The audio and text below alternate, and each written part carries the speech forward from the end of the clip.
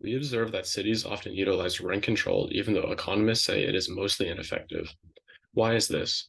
Oftentimes, these rent controls are put in place by local governments to combat the shortage of housing units, low vacancy rates, and rapidly rising rents.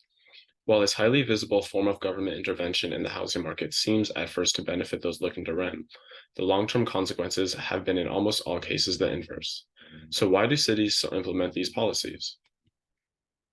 The first and most obvious result of binding price ceilings is a lower average rent on properties in the affected area.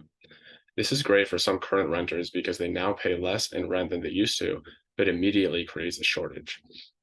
When a price ceiling is imposed below the market equilibrium, the quantity of housing demand increases, while the quantity supplied decreases. This occurs in the short run because landlords might take the rental properties off the market to list as Airbnbs or to live in themselves, and is worsened in the long run because developers are less likely to build new apartments if their profit margins are reduced or eliminated by the rent control. Further, landlords no longer have an incentive to maintain their properties to a high standard because the rent they are paid remains the same no matter the conditions of the unit. It also encourages inequality to persist in inner cities. Those who can afford to illegally purchase apartments above the government set price will, while those who desperately need to find a place to live cannot because the shortage of housing ensures no units are available. While cities often have very complex codes when it comes to rent control, it seems that overall, the costs massively outweigh the benefits, both in the eyes of the citizens and in the eyes of the government who imposes such controls. So, why do we constantly see these controls being placed on units in our cities?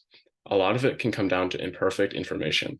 It is very fair to say that governments do not know the costs that rent control has on the housing market as a whole, and neither do the people. People may not be aware that they might only pay a little higher in rent for a better apartment if the rent control was lifted, or that development is discouraged when these policies are put in place. Finally, the voices of people who rent control benefits might simply be louder than the voices of those struggling to find places to live in as a result.